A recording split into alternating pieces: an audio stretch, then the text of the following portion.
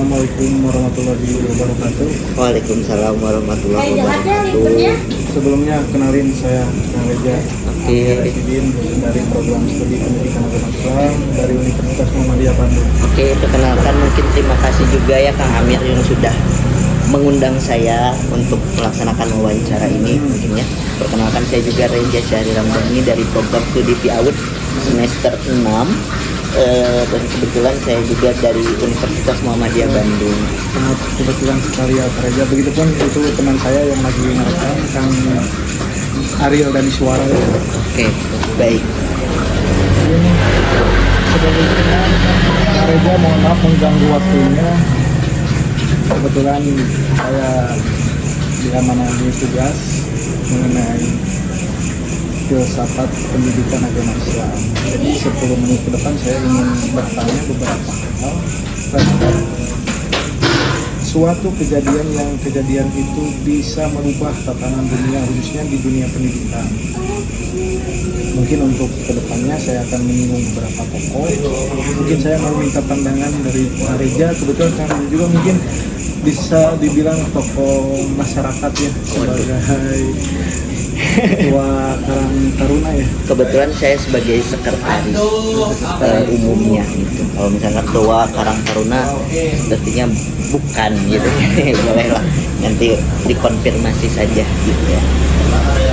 Mungkin langsung saja supaya mengefisiensikan waktu ya Kang Reja, saya ingin bertanya mengenai seorang tokoh mungkin yang sudah populer di kalangan pendidikan, yaitu Imam Al-Ghazali. Nah, saya mau minta pandangan ke Kang Reja mengenai tokoh tersebut. Oke, baik. Mungkin luar biasa ya terkait pembahasan hari ini tentang filsafat pendidikan. Berikut juga tokoh yang tadi ditanyakan terkait Al-Ghazali.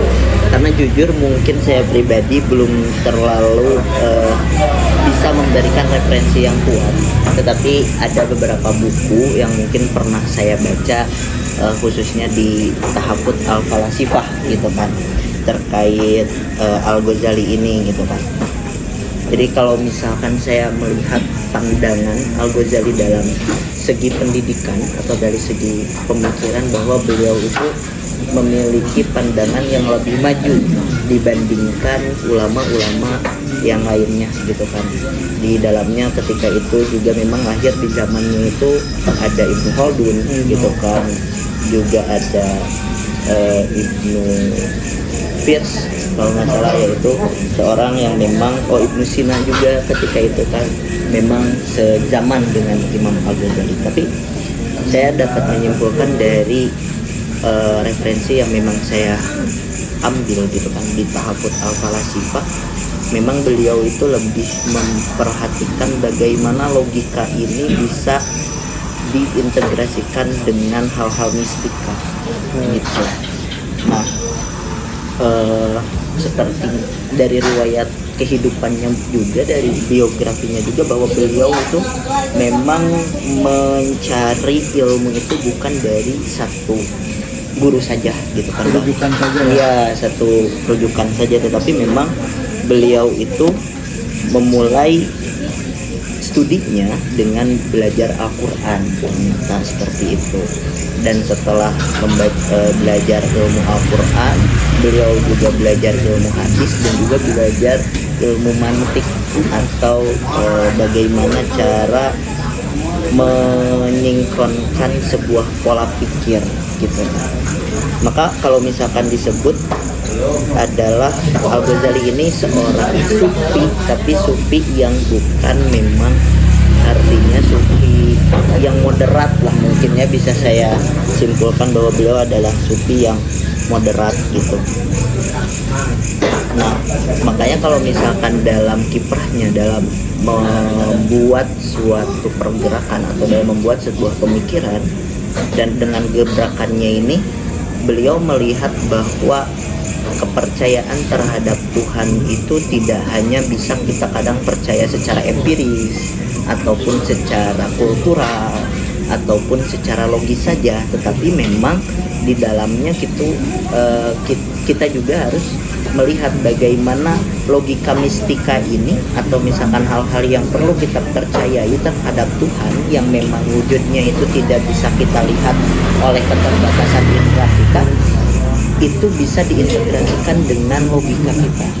Nah, jadi di Tahafut Al-Falasifah itu beliau memang membedah sebuah paradigma yang mungkin agak cenderung rusak ketika di zamannya gitu kan, tentang bagaimana Plato melihat sebuah ketuhanan itu sendiri, terus Aristoteles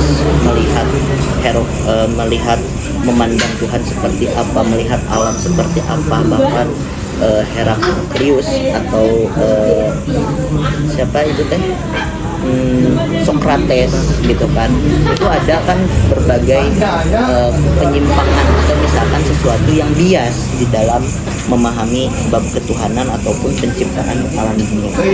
Tetapi di sini memang Al-Ghazali memberikan sebuah karya, salah satunya Ihya Ulumuddin gitu kan.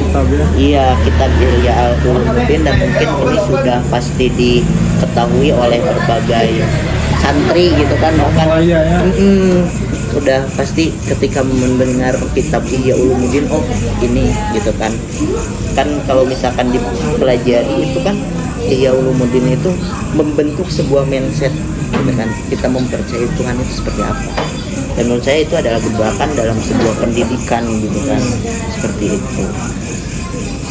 Mungkin Kang Reza bisa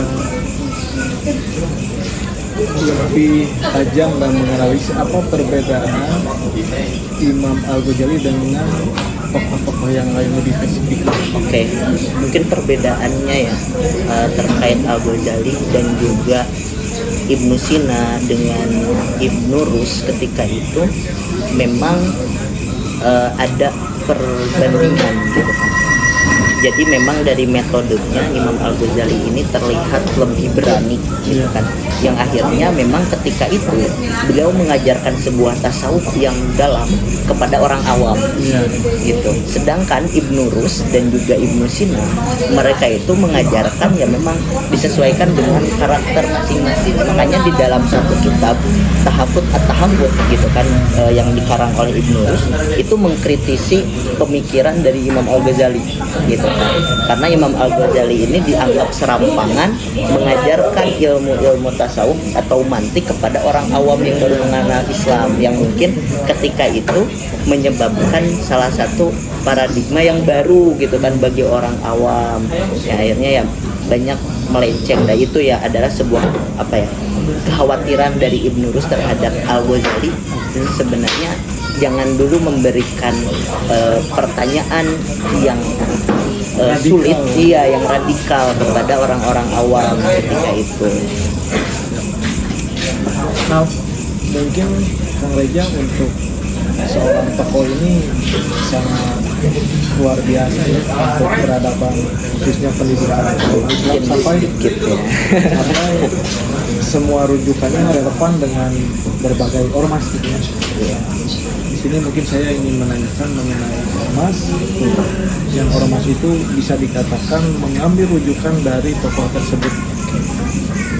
Ya mungkin ormas yang mengambil sangat relevan ya, kalau pada zaman sekarang memang relevan dengan apa pemikiran Al-Ghazali gitu yang tadi saya ini, yaitu Muhammadiyah gitu.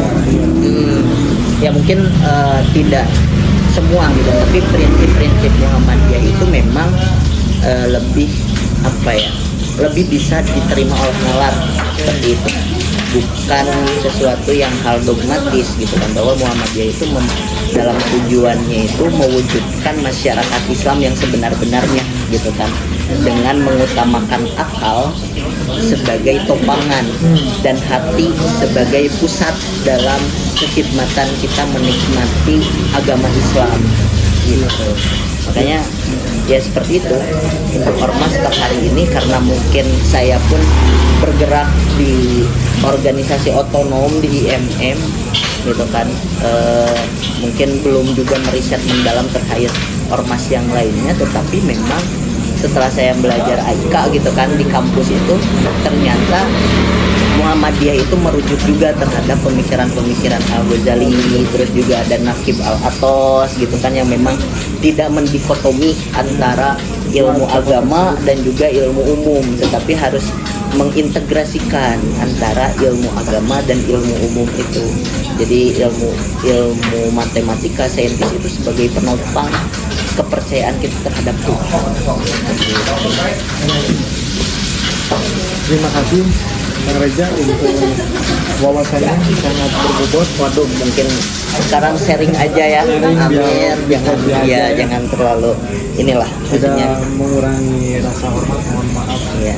dengan sarana prasarana yang bisa dikatakan tidak memungkinkannya, tapi ini bukan suatu halangan bagi kita berdiskusi mengenai pelajaran. Mungkin sekian yang bisa saya wawancarai ya Kang Reza, mohon maaf sebelumnya ganggu waktunya. Terima kasih. Teman saya juga Terima kasih. Kang Rio dan Iswara. Terima kasih. Oke. Assalamualaikum warahmatullahi wabarakatuh. Waalaikumsalam warahmatullahi wabarakatuh. Sama.